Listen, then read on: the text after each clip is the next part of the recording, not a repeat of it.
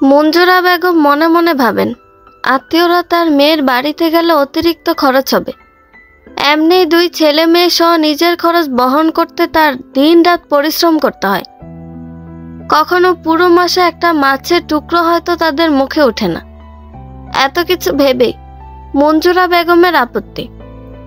আকবর আলী ছেলে মেয়ের কথাগুলো এড়িয়ে যেতে তাদেরকে তাড়াতাড়ি কাজ করতে তাড়া দিয়ে বলে, তোরা এসব প্যাচাল বন্ধ করে তাড়াতাড়ি হাত নেড়ে কাজ কর। বেলা মাথার ওপর উঠল, সেদিকে খেয়াল আছে? আর ময়নার মা, তুই বাড়ির যা, বাড়িতে গিয়ে ভাত চড়াই দে।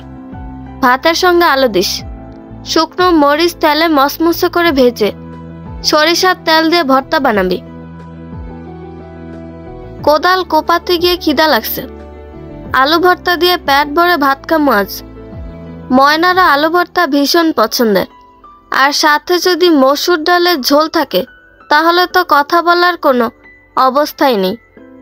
বিকেলে আকবর আলী হাট থেকে বাড়ি ফেরার পথে শফিক হাজির দোকানের সামনে দিয়ে আসার সময় শফিক হাজি আকবর আলীকে ডেকে তার দোকানে বসায়। তারপর আকবরকে ইনিয়ে বিনিয়ে বলে, আকবর মিয়া কি হাটে গেছিলা? হ হাজি সাহেব। তা মিয়া, তুমি আমার পুরান খদ্দের। দোকান শুরুতে তুমি ছিলে একমাত্র নিয়মিত সদা নেওয়ার লোক। সেই তুমি আমার দোকান রাইখা হাট থাইকা বাজার করো, মনে বড় দুঃখ পেলাম। আসলে হাজি সাহেব, বাড়িতে মাছ ছিল না, আর ময়না জামা বানাতে দেওয়া ছিল হাটে, তাই হাটে গেলাম। আর একসাথে সামান্য তরকারি নিলাম। তরি তরকারি ময় মশলা কি আমার দোকানে নাই? এই দেখো আমাদের বাগানের পেঁপে। ওই আকবর মিয়ার ভেগে বড় বড় 2টা পেঁপে আর 1 লিটারের 1 বোতল সয়াবিন তেল দিয়ে দে। আরে আমার দোকান থেকে সদা নিও মিয়া, তোমরা কি আমার পর নাকি? সদাইয়ের দাম কম ধরবো, আর আজ যা দিলাম এইগুলা ফিরি দিলাম। সেদিন কি হয়েছে না হয়েছে সেটা মনে রাখা লাগে। তোমরা প্রতিবেশী, তোমাদের দিকে নজর দেওয়া আমাদের দায়িত্ব। প্রতিবেশীর হক আদায় করতে না পারলে কিসের হাজি আমি? হ্যাঁ কি কোন হাজি সাহেব, এগুলা কবেই ভুলে গেছে। তাহলে আমার দোকান থেকে কিছু সদা নিয়ে যাও, তাইলে বুঝবো সত্যি সবকিছু ভুলে গেছো। কিন্তু হাজি সাহেব, যা যা লাগবে সবই তো হাট থেকে নিয়ে আসছি, এখন আর কি নিব? আচ্ছা মিয়া, তাহলে আজ যাও। তুমি কিন্তু কথা দিলা আমার দোকান থেকে সদা নিবা।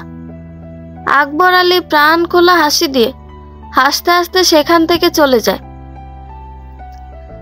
আকবর আলী বাড়িতে ফিরে দেখে তার ছোট বোন কুসুম তার ছেলে মেয়ে বিদ্যুৎ আর হালিমাকে নিয়ে বারান্দায় বসে আছে। পাশে বসে আছে আলাল দুলাল।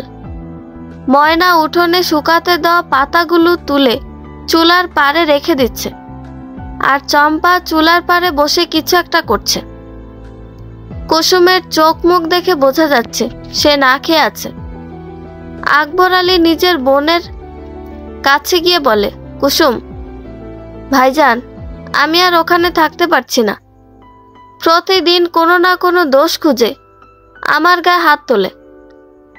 আর ওনার বউ কুসুমের সতীন সারাক্ষণ আমার নামে মিথ্যা কথা লাগায়। 3 দিন থেকে ঘরে ঢুকতে দেয়নি। ভাতের হাঁড়ি পাতিল ওদের ঘরে রেখে তালা দিয়ে রাখছে। কিছু বললেই মারে আর তালাক দিতে চায়। কান্না করতে করতে বলে কুসুম, খুব বার বেড়েছে। কিছু বলি না দেখে মনে করছে তোর কেউ নেই। যেতে হবে না তোকে, কালই আমি তোদের গ্রামের প্রধানের কাছে বিচার দিব। শালা ঘুঘু দেখেছে, ফাঁদ দেখেনি। ভাইজান, উনি নাকি আমারে আজ সকালে তালাক দিছে। কথাটা বলে কুসুম স্তব্ধ হয়ে যায়। হয়তো তার গলা দিয়ে কথা বের হচ্ছে না। বোবা কান্নায় ভিতর থেকে গুমড়ে গুমড়ে মরছে। আকবর আলী নিজেও বিচলিত হলো। এমনই এই 6 জনের সংসার চালানো তার পক্ষে সম্ভব না, তার ওপর আরো 3 জন। চম্পা কখনো চায়নি কুসুমের সাথে এমন কিছু হোক। সে এই মুহূর্তে কুসুমের পাশে দাঁড়িয়ে তাকে সাহায্য করতে চায়, কিন্তু সেই একই ভয় তাকেও ঘিরে ধরেছে। কিভাবে এখন এই সংসার চলবে? ঘরে চুপচাপ শুয়ে আছে মঞ্জুরা বেগম। তিনি কি করবেন, কি বলবেন কিছুই বুঝতে পারছেন না। তবে এটা তিনি স্থির করে রেখেছেন, কাল সকালে তিনি ওই গ্রামে যাবে। যতগুলো আঘাত তার মেয়েকে করেছে তা ফিরিয়ে দিয়ে আসবে।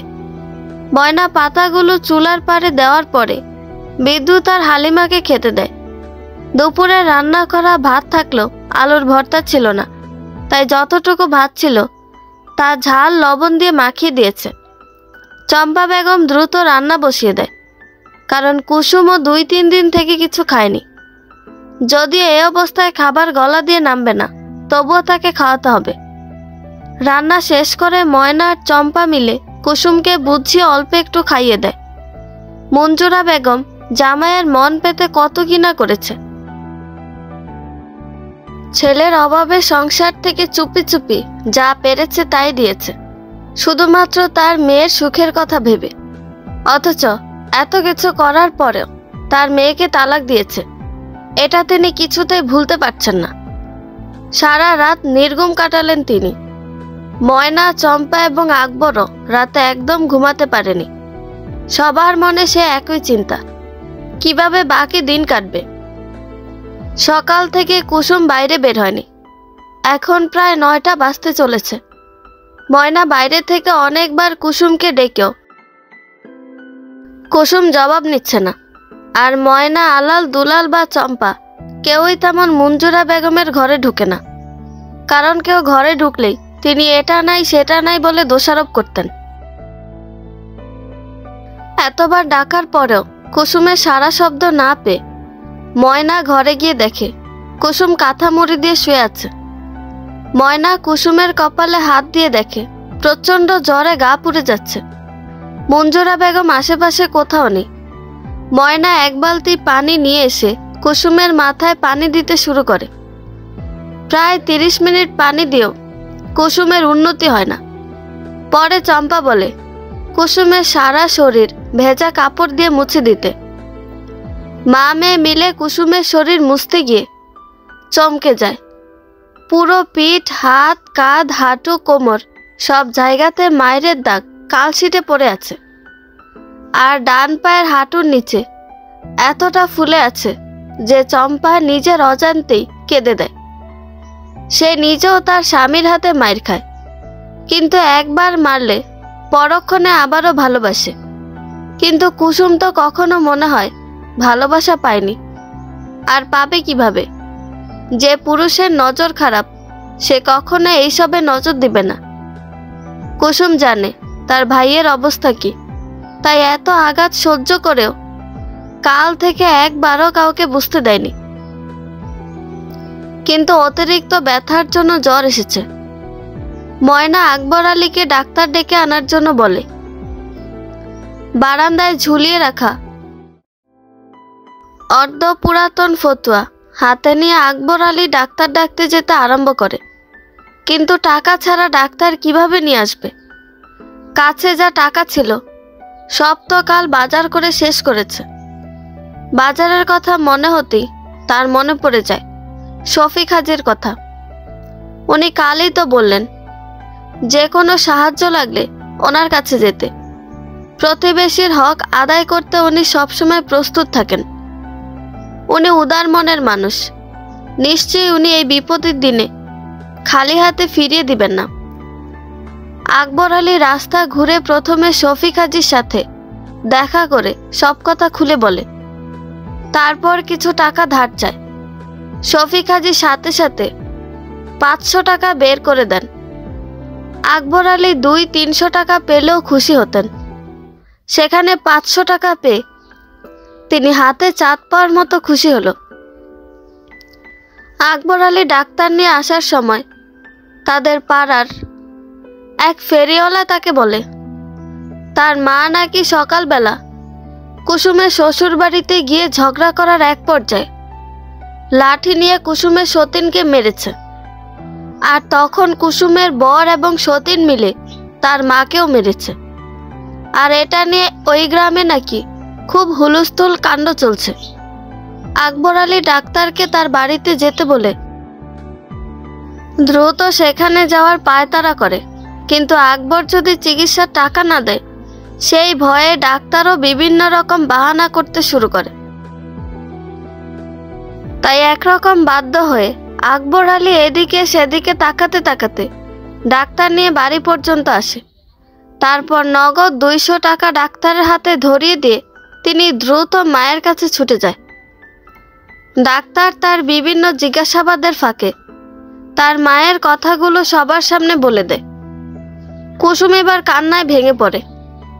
ময়না তো অস্থির হয়ে আছে, হয়তো তার বাবাকেও তারা মারতে পারে, বা তার বাবাও মাথা গরম করে ভুলভাল কিছু করতে পারে।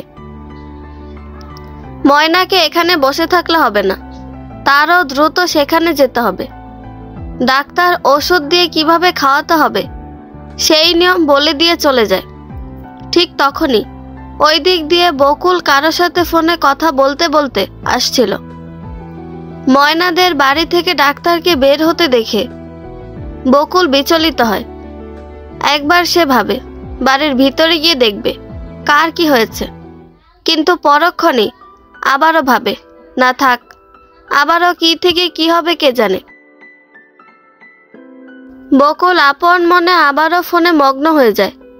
একটু পরে চম্পা চিল্লিয়ে চিল্লিয়ে বলে, ময়না যাস না মা, আমার কথা শোন। কিন্তু ময়না কোনো দিকে না তাকিয়ে দ্রুত ছুটে চলেছে। আর এই দৃশ্যটা বকুল দেখতে পায়। সে ধরে ফেলেছে কি হয়েছে। নিশ্চয়ই ময়নার বাবা নেশার টাকার জন্য বাড়িতে ঝামেলা করেছে, হয়তো কাউকে মেরে আহত করেছে। আর ময়না এগুলো সহ্য করতে না পেরে আত্মহত্যা করার জন্য ছুটে চলেছে। বকুল ফোন পকেটে রেখে ময়নার পিছু নিতে নিতে ময়না অনেক দূর পর্যন্ত চলে গেছে। বকুল চাইলেও পিছনে থেকে ময়নাকে ডাকতে পারছে না, কারণ এটা কেউ দেখলেও আবারও নতুন ঝামেলা হতে পারে। তাই চুপি চুপি বকুল ময়নার পিছনে। ময়না ডানে বামে না তাকিয়ে আপন গতিতে ছুটে চলেছে গ্রামের সীমানা ছেড়ে অন্য গ্রামে। বকুল জানে এই গ্রামে ময়নার ফুফুর বিয়ে হয়েছে, তাই সে ধরে নেয় ময়না তার ফুফুর বাড়িতে যাচ্ছে। আকবর আলী গ্রামে ঢুকেই প্রথমে গ্রামের প্রধানের কাছে যায়। তাকে সাথে নিয়ে কুসুমের বাড়িতে এসে দেখে তার মা মঞ্জুরা বেগমের মাথায় কয়েকজন মহিলা পানি দিয়ে দিচ্ছেন, আর তিনি ইচ্ছে মতো কুসুমের সতীনা স্বামীকে গালাগালি করছেন।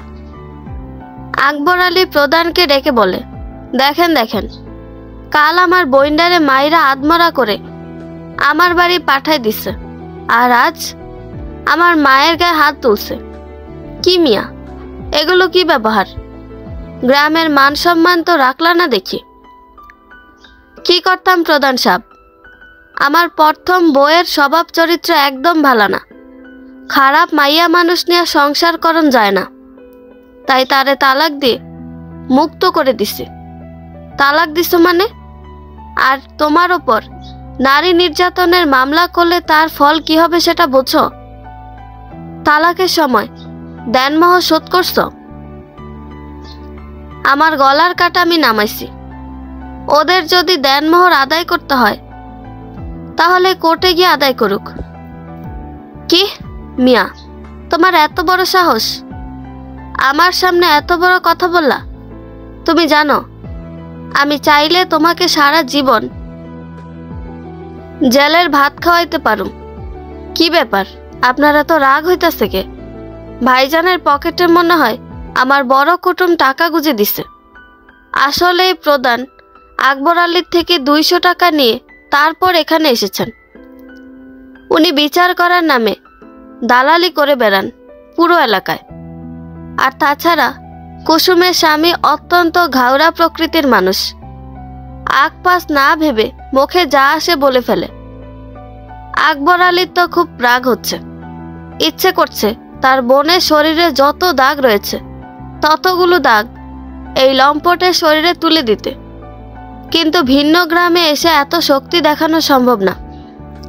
তবুও তিনি ইচ্ছে মতো কুসুমের বর আর সতীনকে শাসাতে শুরু করে, মাঝে মাঝে মারার জন্য অগ্রসর হতেও শুরু করে, কিন্তু কৌতূহল প্রেমী দর্শকরা আটকে দিচ্ছে। ময়না ঘটনাস্থলে চলে এসেছে। সে ছুটে তার দাদির কাছে যায়, বুড়িকে ধাক্কা দিয়ে ফেলে দিয়েছে। হাঁটু আর কোমরে ব্যথা পেয়েছে। যত মানুষ সেখানে উপস্থিত ছিল প্রায় সবাই আকবর আলীকে মামলা করার পরামর্শ দেন। আকবর আলীও রাগের চোটে মামলা করার হুমকি দেয়। ময়না আর আকবর আলী মঞ্জুরা বেগমকে ধরে নিয়ে আসার সময় প্রধান বলে, শোনো মিয়া, তুমি তো নিজের চোখে দেখলা তোমার পক্ষে কথা বলার জন্য আমাকে কত অপমান করলো। তা মিয়া, আমি কিন্তু ছেড়ে দেওয়ার পাচ্ছ না। তুমি কাল সকালে আমার লগে দেখা করবা। কালই মামলাটা চাপাই দেওয়া লাগবে। যত তাড়াতাড়ি মামলা করবা তত তাড়াতাড়ি দেনমোহর পরিশোধ হিসেবে নগদ টাকা হাতে পাইবা। আচ্ছা, কালই আমি কুসুমরে নিয়ে আমুনে। আসলে প্রধান মামলা করার অজুহাতে আরো কিছু টাকা ফারার ধান্দায় আছে। ময়নার মোটেও এই সিদ্ধান্ত পছন্দ না, কিন্তু তার বাবার মাথা গরম। এখন কিছু বলতে গেলেই তিনি বিগড়ে যাবেন। পুরো রাস্তা আসার সময় মঞ্জুরা বেগম চিল্লাতে চিল্লাতে আসলেন। ময়না থামতে বললে ময়নাকে ধমক দিয়ে বলছেন, চুপ কর মুখপুরি, তোরা তো মনে মনে খুশি হইছস। আমার মেয়ের ভালো তোরা মা মেয়ে মিলে তো চাস না। ফুর্তি লাগতেছে বুঝি? কর, যত খুশি ফুর্তি কর। মঞ্জুরা বেগম আগে থেকেই বেশি বকেন, আর এখন এত বড় শোক পাওয়ার পরে উনি একটু বেশি বেতাল হয়ে গেছেন। নিজের মনে যত রাগ আছে সব মুখ দিয়ে নির্গত করছেন তিনি। কাল থেকে পাড়ার তেমন কেউ বিষয়টি না জানলেও আজ পুরো পাড়ায় আবারও নতুন খবর চাঞ্চল্যকর ভাবে ভেসে বেড়াচ্ছে। বকুল ওই গ্রামে তার বন্ধু মোহনের সাথে দেখা করে পুরো ঘটনা শুনে। তারপর মোহন আর বকুল মিলে কুসুমের শ্বশুর বাড়ি থেকে কিছুটা দূরে অবস্থান করছিল। ময়নাদের আসতে দেখে তারা সাহায্যের জন্য এগিয়ে যায়। বকুলকে দেখা মাত্র ময়না নিজের জামা কাপড় আরো ভালো করে ঠিক করতে ব্যস্ত হয়ে পড়ে। মোহন ছেলেটা একটু পরপর ময়নার তৈলাক্ত অগোছালো মুখপানে তাকাচ্ছে। মোহনের দৃষ্টি ময়নার চোখকে ফাঁকি দিতে পারেনি। ময়না বুঝতে পারে কেউ একজন তাকে বারবার দেখছে। আকবর আলী ময়না আর বকুলকে বলেন, বাবা, তোমরা মাকে নিয়ে বাড়ি পর্যন্ত যাও, আমি একটা কাম সাইরে আসি। আব্বা, কই যাবেন আপনি? জামু একটা কামে, সব কথা তোরে কইতে হইব নাকি? মেজাজ দেখিয়ে চলে গেলেন আকবর আলী। মঞ্জুরা বেগম তেমন ভালো করে দাঁড়াতে পারছেন না। বয়স্ক বৃদ্ধ মানুষের ওজন এমনই বেশি হয়। তারপর মঞ্জুরা বেগমের শরীর স্বাস্থ্য মাশাআল্লাহ। বহু চেষ্টায় কিছু দূরে যায় ময়না। তারপর হুড়মুড়িয়ে পড়ে যেতে নিলেই বকুল দ্রুত ধরে ফেলে। মঞ্জুরা বেগমকে ধরতে গিয়ে বকুলের হাতের সাথে ময়নার হাতের স্পর্শ হয়। এই প্রথম বকুলের সামান্য ছোঁয়া পেল ময়না। মুহূর্তে পুরো শরীরের লোম শিউরে ওঠে, কিন্তু বকুল পূর্বের ন্যায় স্বাভাবিকভাবে বলে, মোহন, তুই ময়নার সাথে দাদিকে নিয়ে যা, আমি ডাক্তার নিয়ে আসি। আচ্ছা, তাড়াতাড়ি আসিস কিন্তু। ঠিক আছে। ময়নার এমন অপরিচিত ছেলের সাথে যেতে ভীষণ অস্বস্তি হচ্ছে। তার ওপর আবারও ডাক্তার, মানে আবারও টাকার দরকার। নিশ্চয়ই তাদের ছাগলগুলো এবার বিক্রি করার সময় হয়েছে। তার মায়ের অক্লান্ত পরিশ্রমগুলো এভাবেই সারা জীবন নষ্ট হবে। এমন হাজারো চিন্তা করতে করতে বাড়ি ফিরে ময়না। বারান্দায় পাটি বিছিয়ে মঞ্জুরা বেগমকে শুয়ে দেয় চম্পা। ভিতরে কুসুম আর বাইরে মঞ্জুরা বেগম।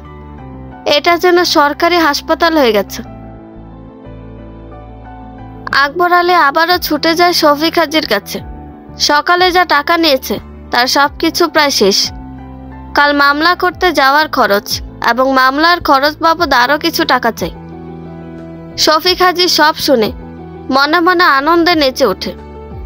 তিনি ভাবতেও পারেননি তার ফেলা ফাঁদ এত তাড়াতাড়ি গুটিয়ে নেওয়ার সময় হবে। যাই হোক, আনন্দগুলো চাপিয়ে রেখে তিনি বলেন, মামলা করতে তো প্রায় 2-3 হাজার টাকা লাগবে। এত টাকা দিলে কিভাবে শোধ দিবা? এত টাকা লাগে?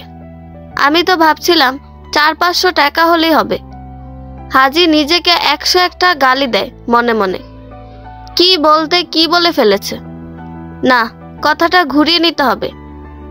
মামলা মকদ্দমা করলে সরকার নারীর পক্ষে রায় দেয়, আর যা খরচ করবে পরে তা ঠিকই সুদে আসলে ফিরে পাবে। কথাটা শুনে আকবর আলীর ভালো লাগলো। ওই গ্রামের প্রধানও এমন কিছুই বলেছে তাকে। তবে তার মনে ভয়ও কাজ করছে। সে চিন্তিত গলায় আমতা আমতা করে বলে, চিন্তা করেন না হাজি সাহেব, মামলার পরে দেনমোহর হিসাবে যে টাকা পামু সেটা দিয়ে শোধ করে দিমু। তোমরা প্রতিবেশী, তোমাদের সাহায্য না করলে আল্লাহ নারাজ হবে ভেবে তোমাকে টাকা দিতে চাইছি, নয়তো কখনো দিতাম না। আকবর আলী শফিক হাজির সাথে কথা শেষ করে বাড়ি ফিরে আসে। ডাক্তার মঞ্জুরা বেগমকে কিছু ব্যথার ঔষধ দিয়ে যায়। সারা দিন সবাই চুপচাপ কাটিয়ে দেয়। কেউ কারো সাথে প্রয়োজনের বেশি কথা বলে না। বিকেলে কুসুমের অবস্থা একটু পরিবর্তন হয়। আকবর আলীকে আজ অতিরিক্ত চিন্তায় পাগল পাগল মনে হচ্ছে। এই দুশ্চিন্তা দূর করার উপায় তা জানা আছে। তাই তো সন্ধ্যা নামার আগে ছুটে যায় চিন্তা দূর করতে। পকেটে থাকা 100 টাকা উড়িয়ে দেয় নেশার পেছনে। নেশার ঘাটিতে শফিক হাজির খাস চামচা গিয়ে আকবরের মাথায় আরো অনেক কুমন্ত্রণা দিয়ে আসে। ময়না আর চম্পা ভেবেছিল রাতে খাওয়ার পর আকবর আলীকে মামলা না করার জন্য বুঝিয়ে বলবে, কিন্তু আকবর আলী গভীর রাতে নেশা অবস্থায় বাড়ি ফিরে বিছানায় গা এলিয়ে দেয়। চম্পা আর ময়নার গুছিয়ে রাখা কথাগুলো গুছিয়ে রাখাই থেকে গেল। সকাল হওয়ার পরে আকবর আলী কুসুমকে মামলা করতে যাওয়ার জন্য বলে। কুসুম নিজেও খুব ভয় পায় এসবে।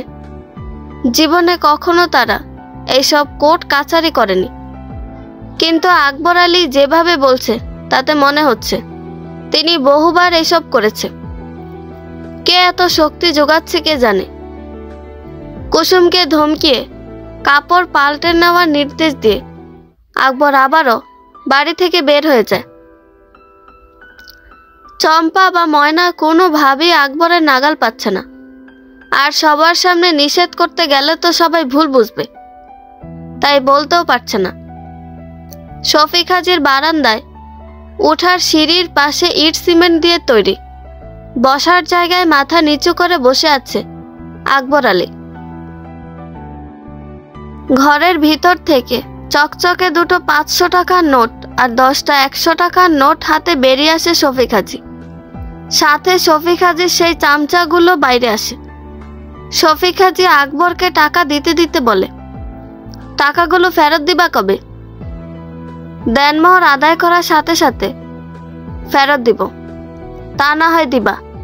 এতগুলো টাকা দিব, সাক্ষী প্রমাণ ছাড়া কেমনে দি কও? তাই রতনকে ডেকে নিলাম। এই যে রতন মিয়া, তুমি কিন্তু সাক্ষী রইলা। হ্যাঁ হাজি সাহেব, আজ আমার সামনে আকবর মিয়া আপনার থেকে 2000 টাকা নিল। টাকাগুলো নিয়ে আকবর আলী বাড়িতে ফিরে আসে। তারপর কুসুমকে নিয়ে সোজা বেরিয়ে যায়। কপালে হাত দিয়ে বসে থাকে চম্পা। বিদ্যুৎ, হালিমা আর আলাল দুলাল পান্তা ভাতে লবণ মাখিয়ে খেতে বসেছে। ময়না বকরিগুলো টানতে টানতে বাড়ির পিছনে দিতে যায়। 2 হাতে বকরির দড়ি থাকার জন্য ময়না নিজের ওড়নাটা কাঁধের ওপর দিয়ে ঘুরিয়ে অপর প্রান্ত কোমরের সাথে পেঁচিয়ে শক্ত করে বেঁধে নেয়। আর এভাবে ওড়না বাঁধলে নিজের কাজের স্বচ্ছন্দ ফিরে পেল অন্যদের চোখে শরীরের গঠনগুলো স্পষ্টভাবে দেখা যায়। দূরে দাঁড়িয়ে শফিক হাজি ময়নার এই শরীরটা দেখছিল আর রতন মিয়াকে বলছিল, রতন, আমার মনে জোয়ার আসছে রে। নয়া বউয়ের মুখ দেখার জোয়ার, নতুন ফুলের মধু নেওয়ার জোয়ার। শরীরটা কেমন চাঙ্গা চাঙ্গা লাগে। হাজি সাহেব, আপনি এখনো কিন্তু অনেক জোয়ান আছেন। তাই আপনার চুল দাড়িতে কালো রং করলে আপনারা আরো জোয়ান লাগবে। ভালো কথা মনে করছিস। চল বাজারে গিয়ে চুল দাড়ি কালো করে আসি। দিন যাচ্ছে আপন গতিতে। মামলা করে আসার প্রায় 2 মাস হয়ে গেছে, এখনো মামলার কোনো সুরা হয়নি। অভাব অনটন বেড়ে গেছে আকবরের সংসারে। কুসুম এখানে আসার পরে থেকে বিভিন্ন রকম কাজ করে যতটুকু পারছে সাহায্য করার চেষ্টা করছে, কিন্তু এভাবে কি এত বড় সংসারের সম্পূর্ণ খরচ জোগানো সম্ভব? তাই তো বিভিন্ন প্রয়োজন অপ্রয়োজনে আকবর আলী শফিক হাজির থেকে টাকা নিয়ে আসে। আজও নিয়ে এসেছে। গ্রামে মেলা বসেছে, বাড়িতে 4-4টি ছোট বাচ্চা। সবাই মেলা দেখার জন্য বায়না না করলেও তাদের মনে আশা জাগে। আর এটা ভেবেই আকবর আলী শফিক হাজির থেকে 200 টাকা নিয়ে এসেছে। আকবরের হিসাব অনুযায়ী এখন পর্যন্ত প্রায় 5000 টাকা নেওয়া হয়েছে। আকবর যখনই শফিক হাজিকে হিসাব মনে করিয়ে দিতে চায়, তখন হাজি কথাগুলো এড়িয়ে গিয়ে বলে, আরে মিয়া, আমার কাছে সবকিছু লেখা আছে। আলাল দুলাল বিদ্যুৎ হালিমা সেই সকাল থেকে টাকা ছাড়াই মেলায় ঘুরতে গেছে। তপ্ত দুপুরে ঘেমে নিয়ে ওরা বাড়ি ফিরে এসে মেলায় কি কি উঠেছে সেই গল্প করতে ব্যস্ত। বিকেলে তারা আবারও মেলায় যাবে। রাতে নাকি গান বাজনা হবে। বেহুলা লক্ষিন্দারের পালা বসবে রাতে। চম্পা বেগম বহু দিন আগে এই পালা দেখেছিলেন। তারও ইচ্ছে করছে এই পালা আবারও দেখতে, কিন্তু ভয়ে বলতে পারছে না। তাই সে বুদ্ধি করে বলে, কুসুম, তুমি তো সবসময় মনমরা হয়ে থাকো, রাতে পালা দেখতে যেও, তোমার মন ভালো হয়ে যাবে। আমি অনেক দিন আগে দেখেছি, খুব ভালো লাগে পালাটা। বেহুলা তার স্বামীর প্রাণ বাঁচাতে কত কি করে। চম্পার কথা শুনে ময়নারও ইচ্ছে করে পালা দেখতে। তখনই আকবর সেখানে উপস্থিত হয় আর সবাইকে মেলায় ঘুরতে নিয়ে যাওয়ার কথা বলে। মেলায় যাওয়া হবে শুনে সকলে খুশিতে মাতোয়ারা হয়ে যায়। যে যার মতো করে প্রস্তুতি নিতে শুরু করে।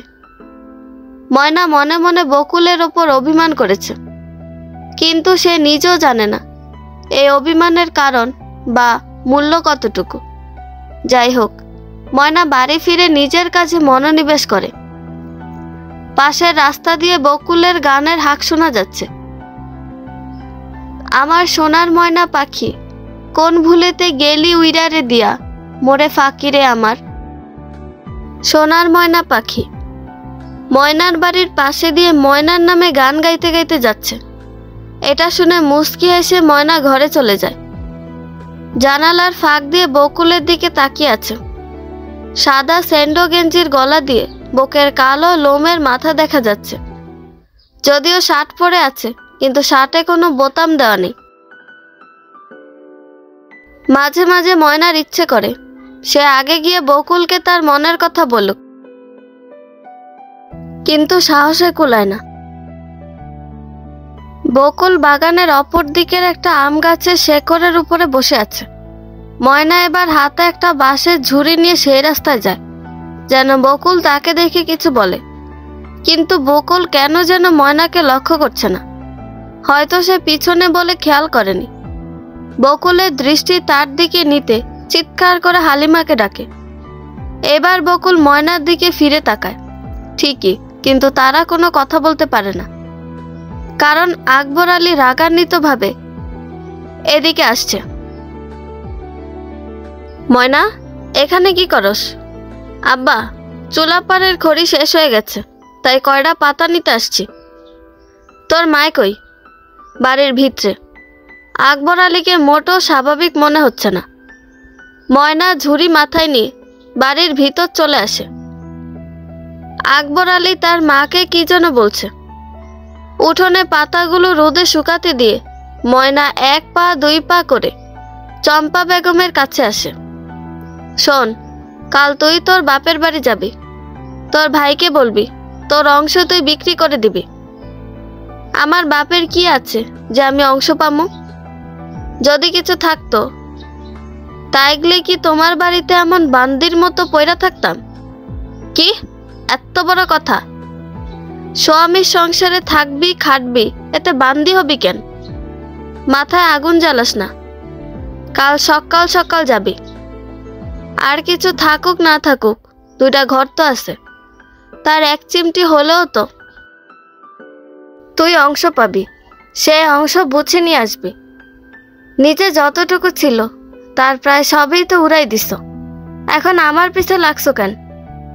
আমি পারুম না আমার ভাইয়ের কাছে এই সব কথা কইতে। তা পারবি কেন?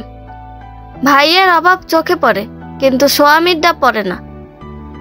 অন্য মানুষের প্রতি নজর থাকলে স্বামীর অভাব চোখে পড়ব কেমনে? বেহায়া মহিলা। বুড়ি হয়ে গেলি, তাও তোর খাসলত ভালো হয়নি। জোয়ান মেয়ের সামনে এইসব কথা বলাতে চম্পা আরো বেশি লজ্জিত হলো। সে জানে এখন তর্ক করলে তাকে আবারও গরু পিটাইবে, তাই সেখান থেকে উঠে চলে যায়। কিন্তু আকবর আলী এটাতেও আরো বেশি রেগে যায়। তারপর হুঙ্কার দিয়ে বলে, আমার লগে তেজ দেখায় উঠে যাস? তুই এখনই যাবি।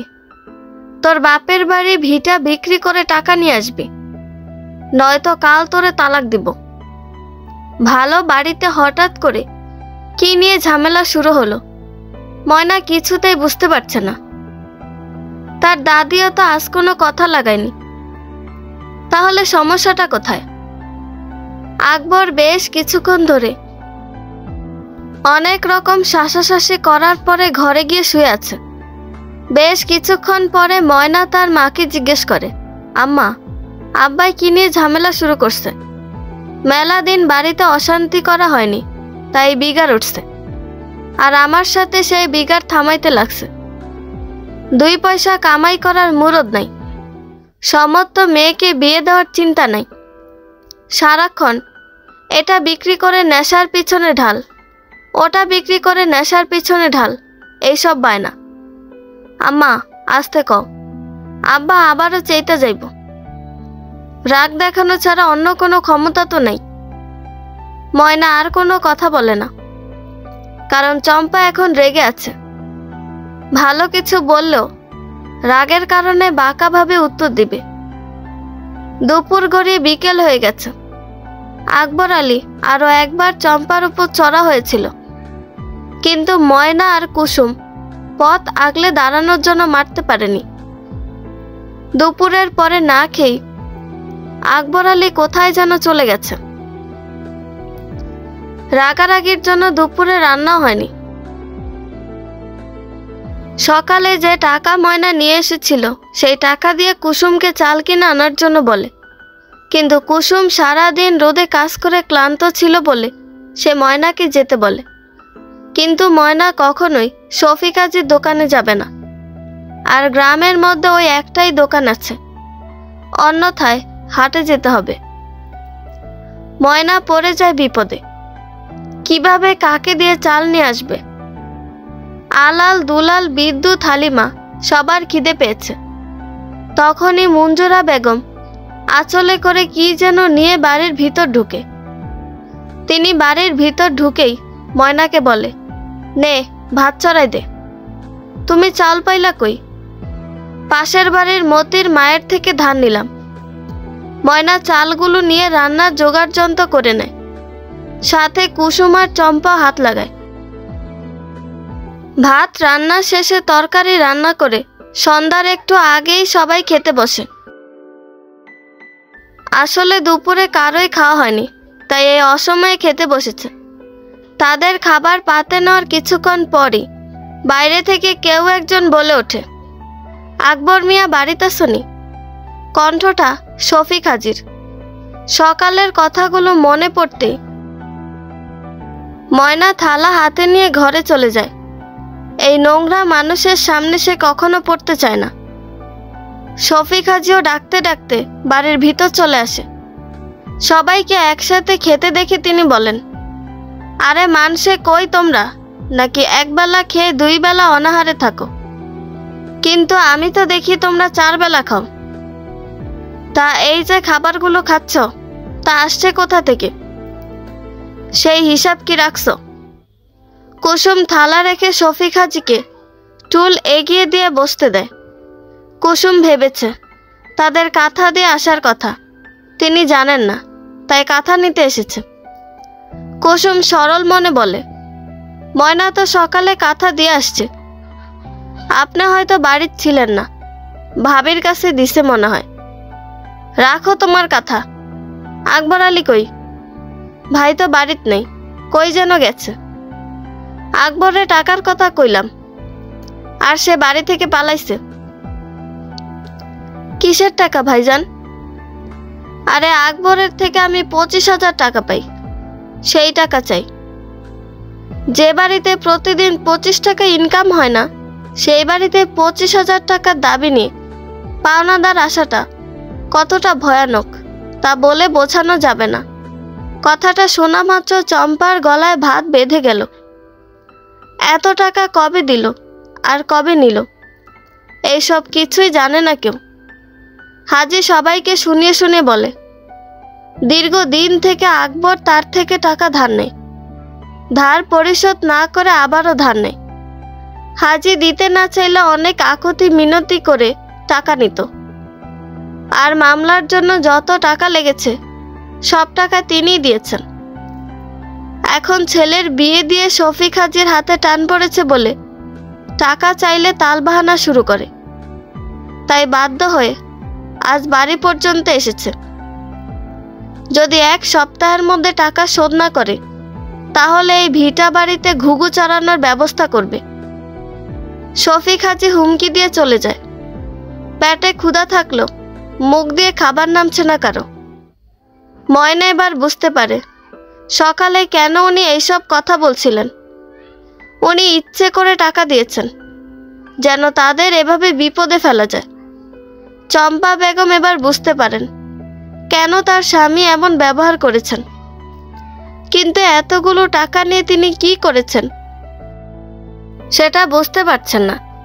শফিক হাজি চলে যাওয়ার পরে ময়না তার মায়ের সাথে সকালের কথাগুলো বলে এবং তার মনে জাগা সন্দেহের কথাও বলে। ময়না আর চম্পা মিলে চিন্তা করে কিভাবে বিপদ থেকে রক্ষা পাওয়া যাবে। আগের বারে কম টাকা ছিল তাই ফেরত দেওয়া গেছে, কিন্তু এখন তো এত টাকা, বাস্তু বাড়ি বিক্রি করেও শোধ করা যাবে না।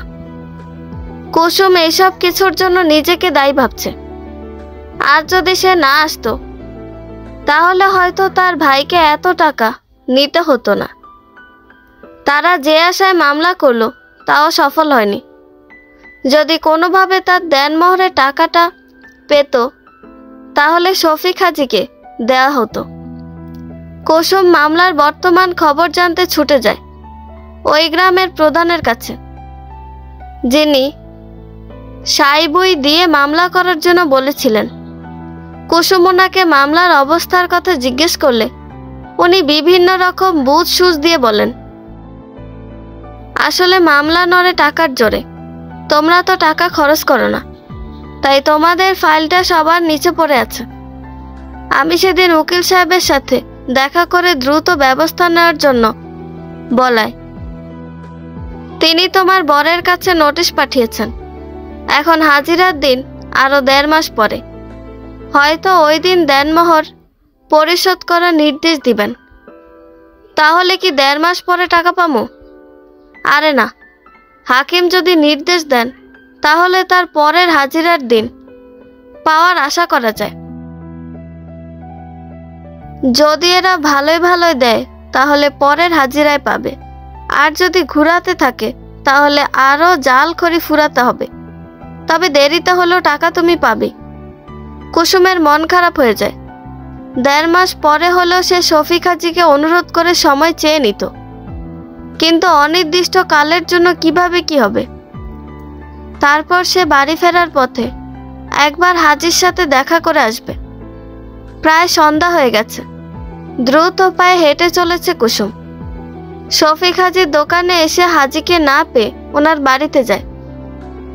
বাড়িতে যাওয়ার সাথে সাথে মাগরিবের আজান পড়ে, তাই হাজি কুসুমের সাথে কথা না বলে মসজিদে চলে যায়।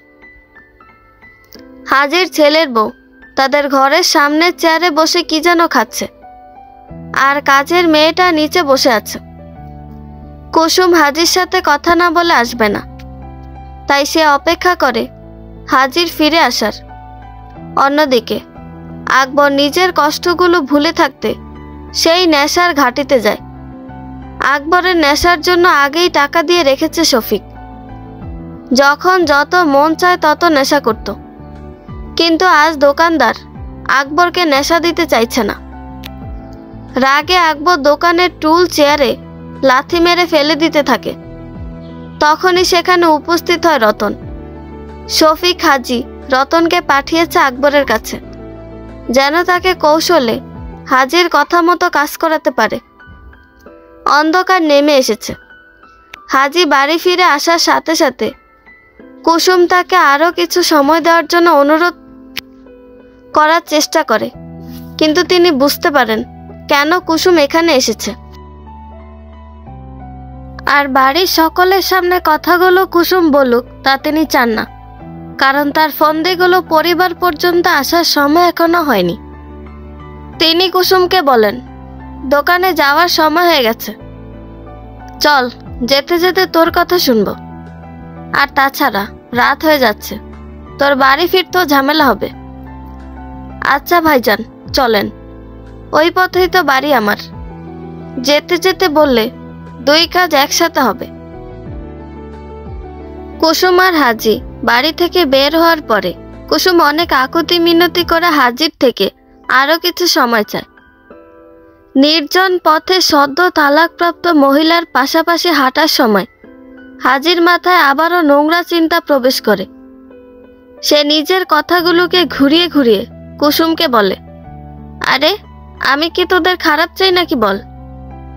আসলে আমি প্রচুর ঝামেলায় আছি। পোলার বিয়ার পরে তোর ভাবি বাড়িতে থাকে না, সারাক্ষণ এই আত্মীয়ের বাড়ি থেকে ওই আত্মীয়ের বাড়ি ঘুরে বেড়ায়। আর পুরুষ মানুষের পাশে বউ না থাকলে তার মাথা ঠিক থাকে ক? আর অন্য ঝামেলা হলো, দোকানে মেলা বাকি পড়ে গেছে। নগদ টাকা যা ছিল সব পোলার বিয়াতে খরচ করছি। এখন এই টাকা ছাড়া নতুন মাল নিতে পারুম না। ভাইজান, আর 2টা মাস সময় দেন, মামলার রায় হলে আপনার টাকা শোধ করে দিব। আরে পাগলি, তুই আমার কথা বোঝস নাই। আসলে টাকা আমি অন্যভাবে জোগাড় করতে পারবো, কিন্তু মনে আমার শান্তি নেই, তাই অন্যভাবে জোগাড় করার চিন্তা মাথায় আসে না। আসলে রাতে ঘুমাইতে গেলে এইসব দেনা পাওনার চিন্তায় ঘুম আসে না। তখন যদি পাশে কেউ থাকতো, তাহলে এইসব দেনা পাওনার চিন্তা না করে অন্য চিন্তায় ডুবে যাওয়া যেত। কুসুম হাজির এইসব আকার ইঙ্গিতের অর্থ বুঝতে পারে, কিন্তু তেমন কোনো রাগী প্রতিক্রিয়া দেখায় না। আর যদি কেউ রাগী প্রতিক্রিয়া না দেখায়, তখন ধরে নেওয়া যায় এই বিষয়গুলোতে তারও সম্মতি রয়েছে। শফিক হাজি কুসুমের নিস্তব্ধতা দেখে আবারও বলতে শুরু করে, আসলে মানুষে মনে করে আমার বহুত বয়স হয়েছে, কিন্তু আমার এতটাও বয়স হয়নি। অল্প বয়সে বিয়ে করার জন্য পোলা বড় হয়ে গেছে। আরে না ভাইজান, কে কয় আপনারে বয়সী বয়সী লাগে? আপনি অহনো বেশ জোয়ান আছেন। তোর চেয়ে ওই হয়তো 7-8 বছরের বড় হব, বেশি বড় হব না। কিন্তু আপনার যখন বিয়া হয় তখন আমারও বিয়ার বয়স ছিল। আমি তো জানি আপনার বয়স কেমন হবে। কুসুম, তুই কাল একবার আমার সাথে দেখা করিস। আমি বিষয় আরেকটু ভাইবা তোরে জানা মনে। আচ্ছা ভাইজান।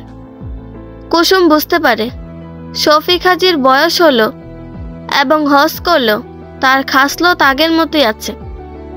তিনি আগে থেকে গ্রামের মেয়ের ঘরে জানালা দিয়ে উঁকি মারতেন। দুপুরে যখন মেয়েরা গোসল করতে পুকুরে যেতেন, তখন তিনি গাছ ঝোপঝাড়ের আড়ালে লুকিয়ে মেয়েদের ভেজা কাপড়ে দেখতেন।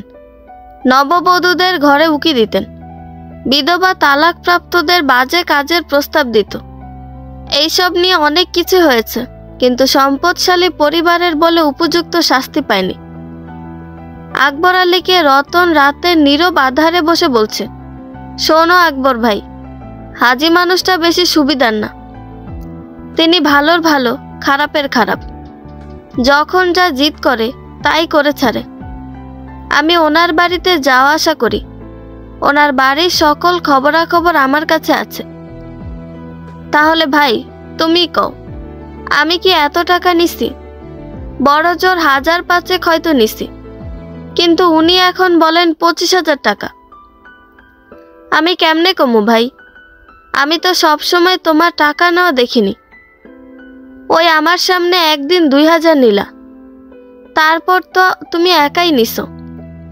এখন দিনে দিনে কত কি নিছো, তা কেমনে কমু কও? আমি তেমন।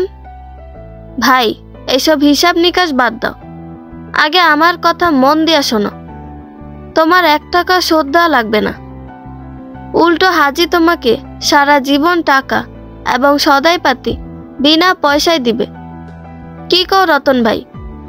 হাসা কই, আগে সবটা শোনো, তখন বুঝবা। কও কও। হাজি সাহেবের বউয়ের সাথে ভালো সম্পর্ক নেই। এই মহিলা সারাদিন বাপের বাড়ি, মেয়ের বাড়ি, এর বাড়ি, ওর বাড়ি ঘুরে বেড়ায়। যে 2 দিন বাড়িতে থাকে, সেই 2 দিনও হাজি সাহেবের খেদমত করে না। পায়ের ওপর পা তুলে রানীর মতো শুয়ে থাকে। হাজি সাহেব আর ওনার বউয়ের নিত্যদিন ঝগড়া লেগেই থাকে। ওনার ছেলের বউ তো আজ পর্যন্ত হেসেল ঘরে পা পর্যন্ত দেয়নি। কামের বেটির হাতে রান্না খেয়ে খেয়ে হাজির পেটের ব্যারাম হয়ে গেছে। সারাক্ষণ বাড়িতে খিসখিস দেখে দেখে হাজি সাহেব অতিষ্ঠ হয়ে গেছে। তিনি মাঝে মাঝে আমাকে আফসোস করে বলে, রতন রে, এই বয়সে নিজের দেখাশোনা করার জন্য একটা বিয়ে করা লাগবে। এই টোটো কোম্পানির ম্যানেজার বউকে মনে হয় তালাক দিতে হবে। এইসবের সাথে আমার টাকা পয়সার কি সম্পর্ক? আছে, সম্পর্ক আছে। তার আগে বোতলটা ফাঁকা করে দিয়ে সোজা হয়ে এখানে বসো। বোতলের বাকি যতটুকু ছিল তাও পেটে চালান করে দিয়ে আকবর আলী সোজা হয়ে বসে, আর রতন এবার মোক্ষম চাল চালতে শুরু করে। আচ্ছা আকবর ভাই, ময়নার বয়স যেন কত? ওই 20-21 হবে। ময়নার চেয়ে অনেক ছোট ছোট মাইয়ার বিয়ে হয়ে 2-3টা করে পোলা মেয়ে হয়ে গেছে, আর ময়নাকে এখনো বিয়ে দিতে পারো নাই। নারী কুড়িতে বুড়ি, ময়নার বিয়া দিতে হবে না? হবে তো, কিন্তু এত টাকা পামু কই? তুমি চাইলে টাকা পয়সা ছাড়াই ময়না বড় ঘরে বিয়া দিতে পারো।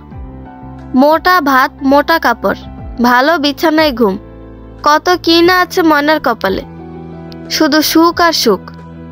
রতন মিয়া, তুমিও কি আমার মতো খাইছো নাকি? কি কও এসব? আমি খাইনি। শোনো, খুলে বলি তোমাকে, আমাদের ময়নাকে যদি হাজি সাহেবের সাথে বিয়া দাও, তাহলে তুমি হইবা রাজা, আর ময়নাও রানীর মতো থাকবো। হাজি সাহেবের বিশাল সম্পত্তি, টাকা পয়সা, জায়গা জমির অভাব নেই।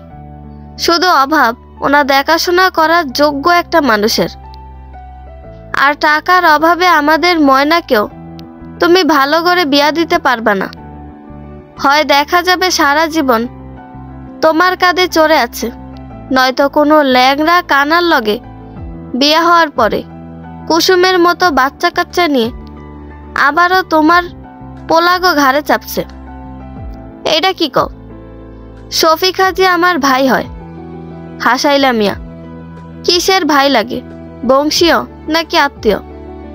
2 জন একই গ্রামের লোক, এমন কত সম্পর্ক আছে। রক্তের চাচা মামার সাথে বিয়া হয়।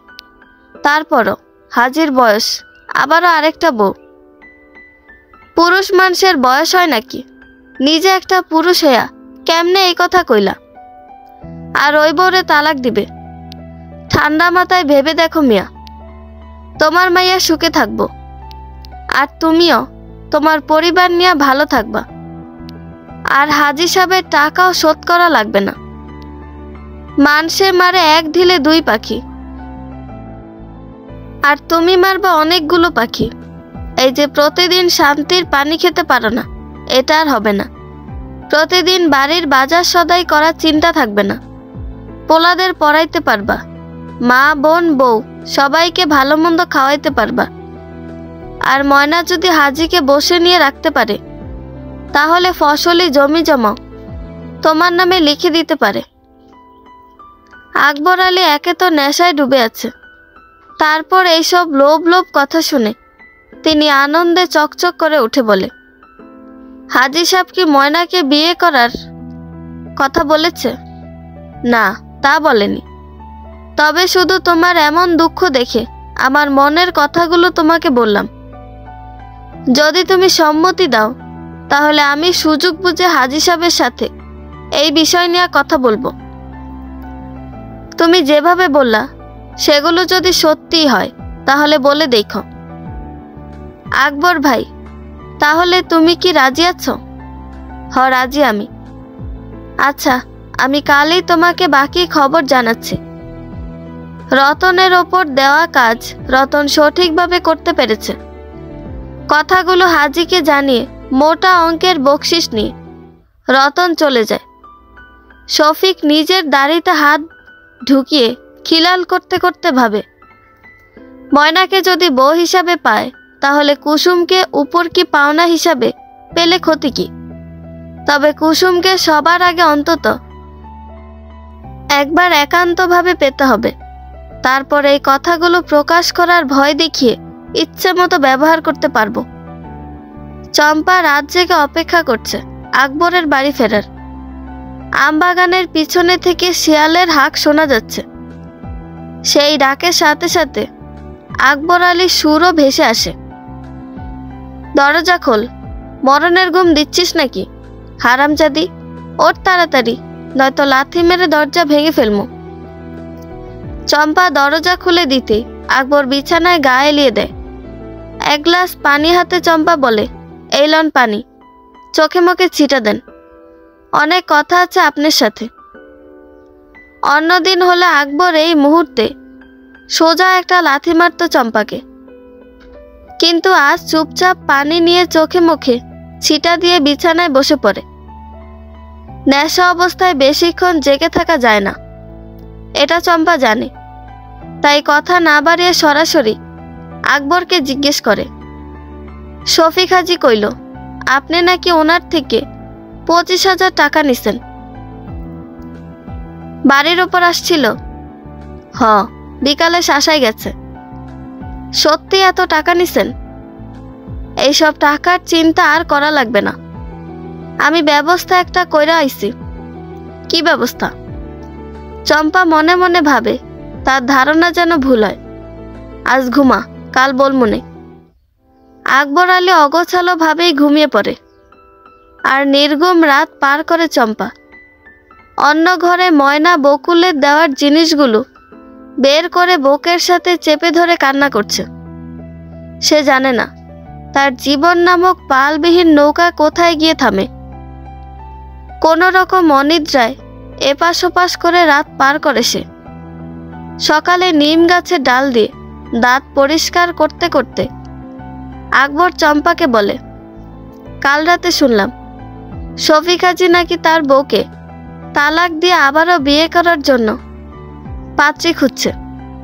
কথাটা শুনেই ময়নার বুকের মধ্যে মোচড় দিয়ে ওঠে, কারণ সে জানে তার বাবা কতটা লোভী, আর এটাও জানে শফিক হাজি কি উদ্দেশ্যে এসব করছে। চম্পা তখন বটি দিয়ে কাঁচামরিচ চিড়ে কড়াইয়ে দিচ্ছিল। আকবরের কথা শেষ হতে সে বটিটা হাতে নিয়ে আকবরের কাছে এসে বলে, খবরদার, যদি কোনোভাবে এইসব ঝামেলার মধ্যে আমার ময়নাকে নিয়ে আসা হয়, তাহলে গলা থেকে কল্লা নামাই দিব। সকাল সকাল খোঁজ মেজাজে আকবর কথাটা বলতে চাইছিল, কিন্তু পুরো কথা শেষ না হতে চম্পা এমন হুমকানিতে তার রাগ কয়েক গুণ বেড়ে যায়। তখনই সে চম্পার চুলের মুঠি ধরে বলে, অনেক দিন শরীরে ওষুধ পড়েনি বলে তেল জমেছে না? আমার সাথে বটির জোর দেখাতে পারিস, তোর ভাইয়ের সাথে পারিস না কেন? বললাম তো যা, টাকা নিয়ে আয়, তখন তো গেলি না। টাকা তুই নিছস, শোধ তুই দিবি। কেমনে দিবি তুই জানোস? আমারে এর মধ্যে টানস কে? হ, আমি টাকা নিছি, আমি শোধ দিমু। আমি কেমনে দিমু তা আমি জানি, তুই কোনো কথা কইবি না। চম্পাকে এক ধাক্কায় উঠোনে ফেলে দিয়ে চলে যায় আকবর।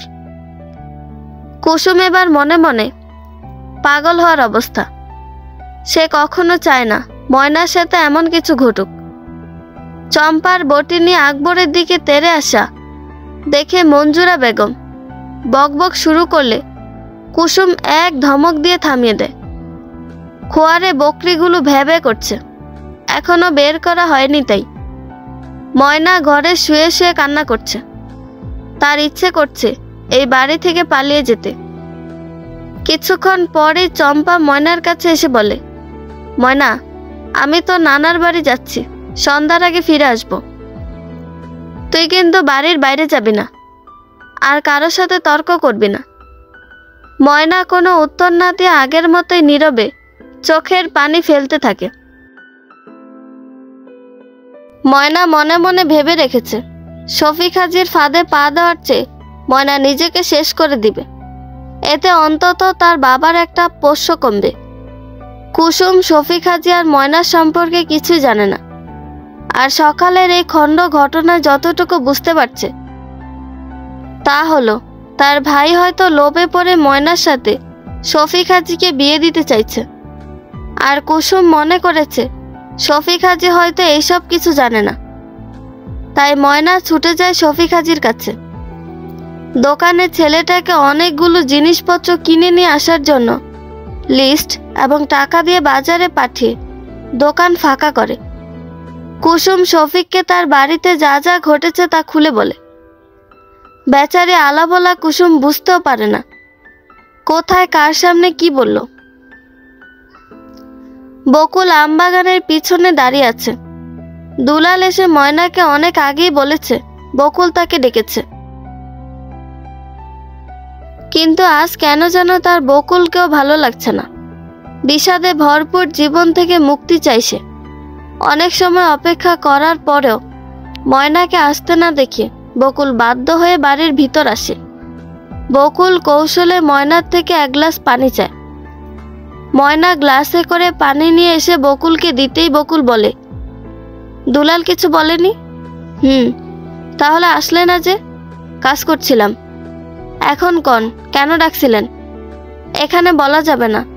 তুমি বিকেলে বিলের মাঝে তাল গাছের ভিটে আসো। কি এমন কথা যা এখানে বলা যাবে না? এটা আমার জীবন মরণের কথা। কথাগুলো এখন জানাজানি না হলে ভবিষ্যতে অনেক বড় কিছু ঘটে যাবে। যদিও কথাগুলো আরো আগে বলার ছিল, কিন্তু আমি ভাবছিলাম বিষয়টা অন্যভাবে সামলে নিব। কিন্তু এখন যে পরিস্থিতি দাঁড়িয়েছে তাতে যদি আরো দেরি করি তাহলে দুটো জীবন নষ্ট হয়ে যাবে। বিকালে তোমার জন্য অপেক্ষা করব। বকুল গ্লাসটা রেখে চলে যায়। অন্যদিন হলে ময়না হয়তো খুশিতে নাচতে শুরু করত, কিন্তু আজ ময়নার এসব কিছু ভালো লাগছে না। কারণ ময়না জানে শফিক হাজি টাকার বদলে তাকে চায়, আর সে যদি অন্য কারো সাথে যায় তাহলে নিশ্চয়ই ভিটা বাড়ি ছাড়তে হবে। তার ভাইদের ভবিষ্যতে মাথার উপর চালটুকু থাকবে না। আকবর আলী তার পরিচিত প্রায় সবার কাছে 1000-5 টাকার জন্য ঘুরে, কিন্তু কেউ তাকে কোনো রকম সাহায্য সহযোগিতা করতে চায় না। আর করবেই বা কেন? একজন অকর্মা নেশাখোরকে টাকা ধার দিলে সেই টাকা কি ফেরত পাওয়া যায়? সারাদিন ঘুরে ঘুরে ব্যর্থ হয়ে তিনি ফিরে আসেন শফিক হাজির কাছে। উদ্দেশ্য কোনো রকম বুঝিয়ে প্রকৃত টাকা কিছু পরে পরিশোধ করার কথা বলা। কিন্তু শফিক হাজী তখন মনে মনে ময়নাকে নিয়ে ভাবতে ভাবতে বহু দূর পর্যন্ত চলে গেছে, আর কুসুমকে বোনাস হিসাবে পেতে চাইছে। আকবর আলী দোকানের টুলে বসে আছে। সকাল থেকে পেটে কিছু পড়েনি। পেটে খিদা থাকলে শরীরে রাগ বেশি থাকে। আকবর সুযোগ বুঝে বলতে শুরু করে, হাজি সাহেব, আপনি কেন এমন করতেছেন? আমি তো এত টাকা নিইনি। হাজি তখন টাকার বাক্স থেকে একটা লম্বা টালি খাতা বের করে আকবরের সামনে এগিয়ে দেয়। এখানে তারিখ উল্লেখ করে করে কখন কত টাকা নিছে, দোকান বাকি কত টাকা আছে তার হিসাব রয়েছে। দিন তারিখ ঠিক থাকলেও টাকার হিসেবগুলো বেশি দেওয়া আছে। আকবর বুঝতে পারে এটা হাজির গভীর চক্রান্ত, তাই রাগান্বিতভাবে কিছু বলতে যাওয়ার আগেই শফিক বলতে শুরু করে, আজ সকালে রতন আসছিল। সে আমাকে ইনিয়ে বিনিয়ে অনেক কিছু বলল। এতক্ষণ আমি সেই বিষয়টা নিয়ে ভাবলাম। রতন যা বলল তা খারাপ বলেনি।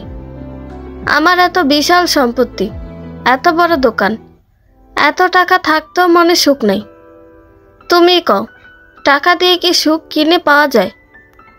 অথচ দেখো, তোমার বাড়িতে সব আছে, শুধু টাকা নেই। যদি তোমার টাকা থাকে তাহলে সুখের অভাব হবে না। তুমি চাইলেই তোমার সুখ ছিনিয়ে নিতে পারো, আর আমাকেও সুখী করতে পারো। আকবরের লোভী মন কথাগুলো আরো গভীরভাবে বুঝতে চায়, তাই সে জিজ্ঞেস করে, কিভাবে? এই যে ধরো, তোমার বাড়ির পাশে আমার 2 বিঘার যে জমি আছে, তাতে তুমি ফসল করলা, আর সমস্ত ফসল তুমি ঘরে তুললা। যখন যা প্রয়োজন বিনা টাকায় আমার দোকান থেকে নিলা, আর এতদিন যা যা নিছো তা চিরকালীন মাফ করে দিলাম। তাহলে তোমার কি অভাব থাকবে? আবারও নতুন করে লোভ দেখাতে শুরু করলেন। আপনার উদ্দেশ্য কি?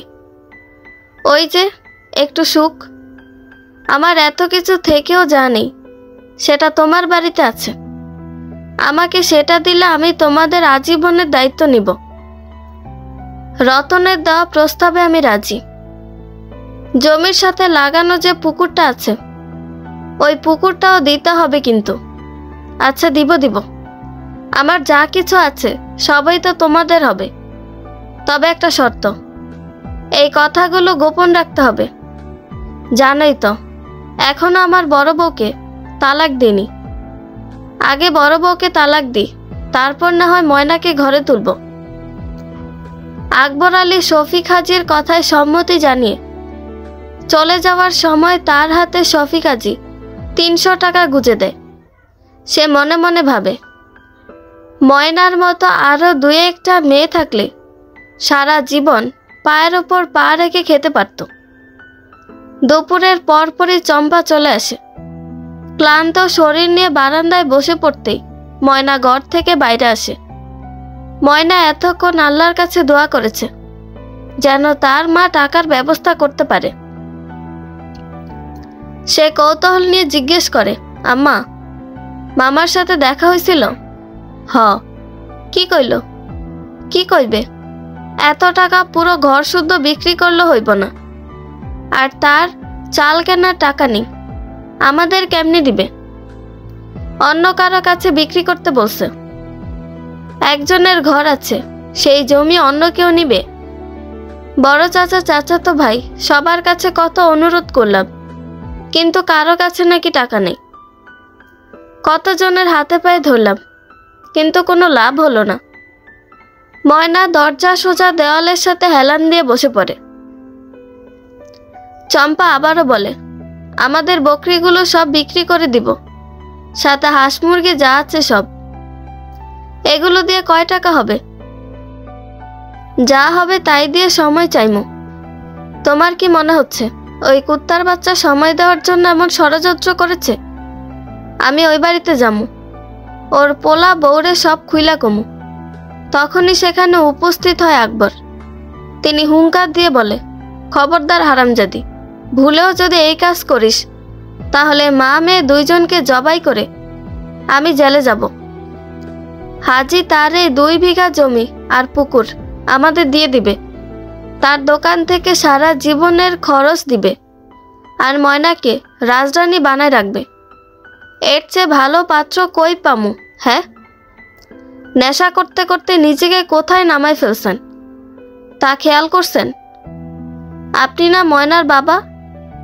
কিভাবে মেয়ের এমন সর্বনাশ করার কথা বলতে পারলেন? বাবা বলে ভালো চিন্তা করি, আজ পর্যন্ত একটা বিয়ার প্রস্তাব আসেনি। মেয়ের চেহারাটা দেখছিস একবার? কে পছন্দ করবে এই মেয়েকে? আমার 7 জন্মের ভাগ্য যে হাজি ওরে পছন্দ করে ঘরের বউ করতে চাইছে, নয়তো সারা জীবন ঘরের খুঁটি বানিয়ে রাখতে হতো। নিজের বাবার মুখে নিজের চেহারা সম্পর্কে এমন কথা শুনে ময়নার খুব কষ্ট হলো। সে আবারও বিছানায় শুয়ে কান্না করতে শুরু করেছে। বাইরে চম্পা আর আকবরের তুমুল ঝগড়া শুরু হয়েছে। এ যেন এক তীর ভাঙে নদীর হিংসাত্মক পরিস্থিতির বহিঃপ্রকাশ। দীর্ঘ সময় ঝগড়া করার পরে আকবর আলী চলে যায়।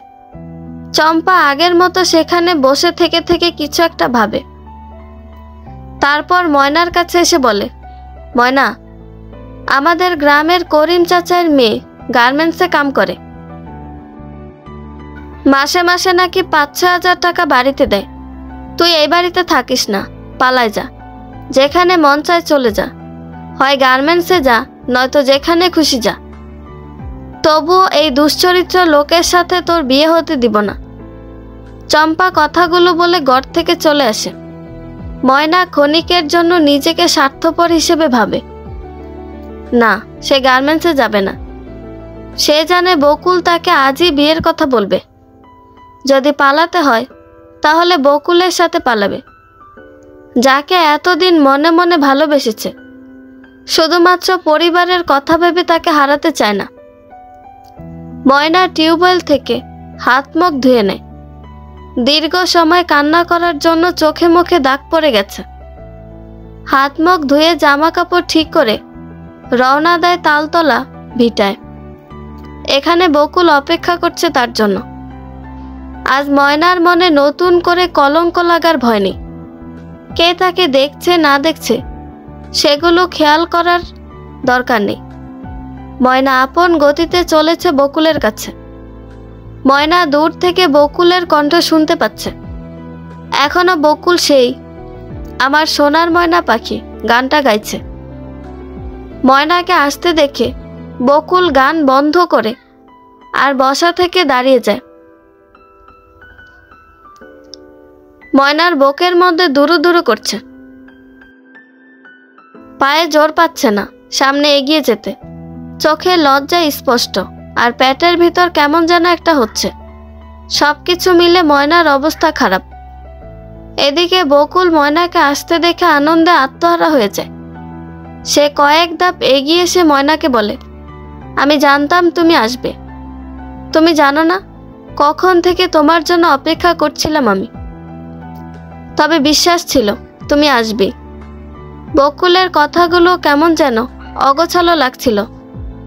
হয়তো তার অবস্থাও ময়নার মতো, তাই এমন করছে। ময়না পায়ে বুড়ো আঙুল দিয়ে মাটি খুঁটলিয়ে খুঁটলিয়ে বলে, কি বলার জন্য ডেকেছেন? বলবো, সব বলবো, বলার জন্যই তো ডেকেছি। দাঁড়াও একটু। বকুল পকেট থেকে ছোট ফোন বের করে টিপাটিপি করতে থাকে। ময়না লক্ষ্য করে দেখে বকুলের হাতও কাঁপছে। ছেলে মানুষেরা এমন লাগে তা ময়না জানা ছিল না। আজ বকুলকে অন্য দিনের চেয়ে বেশি সুন্দর দেখাচ্ছে। কি সুন্দর একটা নায়কের ছবি লাগানো গেঞ্জি পরে আছে, আর লুঙ্গিটা 2 সাইড হালকা টেনে এনে 2 হাঁটুর মাঝখানে চেপে অল্প একটু বাঁকা হয়ে দাঁড়িয়ে আছে। ময়না ক্ষণিকের মধ্যে বকুলকে নিয়ে ভেসে যায় সুদূর ভবিষ্যতে। তখনই বকুল ময়নাকে বলে, এখানে আসার সময় কেউ তোমাকে দেখেনি তো? আমি খেয়াল করিনি, আর দেখলেই বা কি? কিছু না করলেও তো কলঙ্ক কাঁধে নিতে হয়। কলঙ্ক কাঁধে নিতে নিতে বর্তমানে এইসব আর গায়ে মাখায় না। ময়না, সত্যিই তুমি সুন্দর একটা মনের মানুষ, কত সহজ সরল। বিশ্বাস করো ময়না, তোমার মতো মেয়ে শতকরা তো দূরের কথা, হাজারে একটা পাওয়া দায়। এই জন্য তোমাকে এত সম্মান করি, আর বাকি জীবনও এভাবে সম্মান করব। ময়না মাথা নিচু করে বকুলের কথাগুলো শুনছে। এই প্রথম কোনো ছেলে তাকে প্রেম বা বিয়ের প্রস্তাব দিতে যাচ্ছে।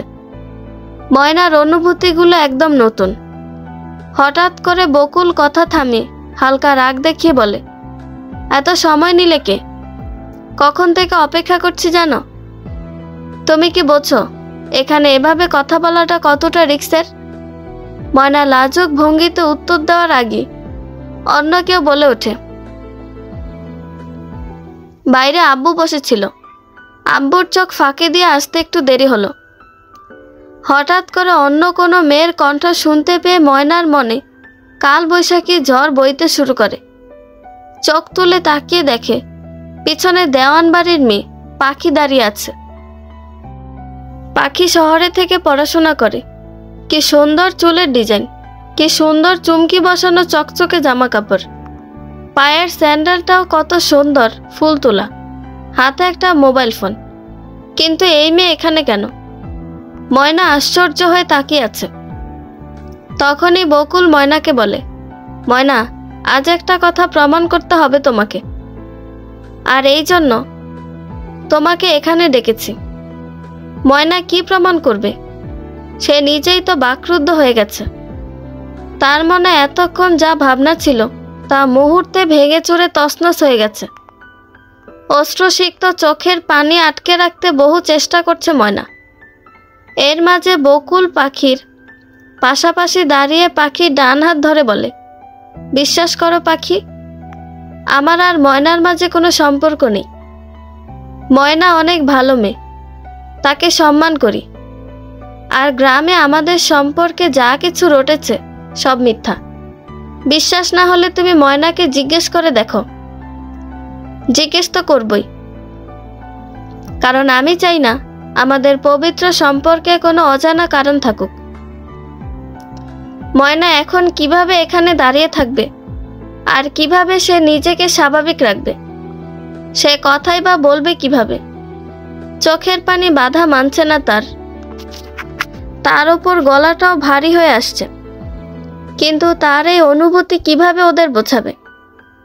পাখি ময়নার সামনে এসে জিজ্ঞেস করে, ময়না, সত্যি করে বলো তো, ওই দিন বকুলের সাথে তোমার ঠিক কি কি ঘটেছিল?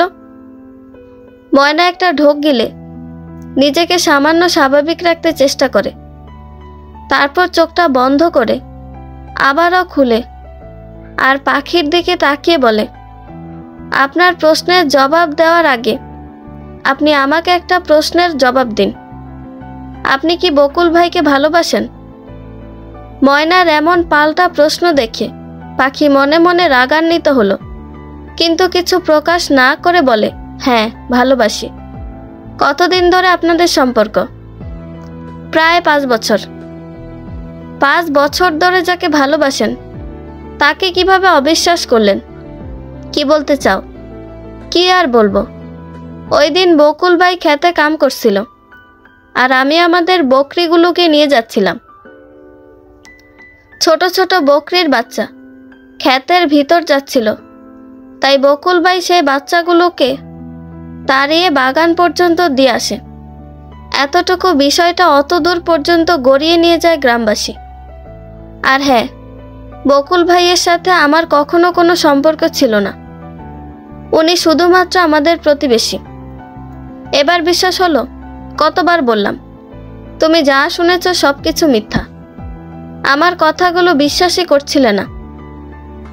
আচ্ছা সরি ময়না, তোমাকে এখানে ডেকেছি বলে এইসব বলতে হবে না। তবে আমার অশিক্ষিত মন থেকে ভালোবাসা বলতে যা বুঝি তা হলো একে অন্যের প্রতি গভীর বিশ্বাস এবং আস্থা থাকা। আমার মনে হয় আপনাদের মাঝে এই দুটোর একটাও বিন্দুমাত্র নেই।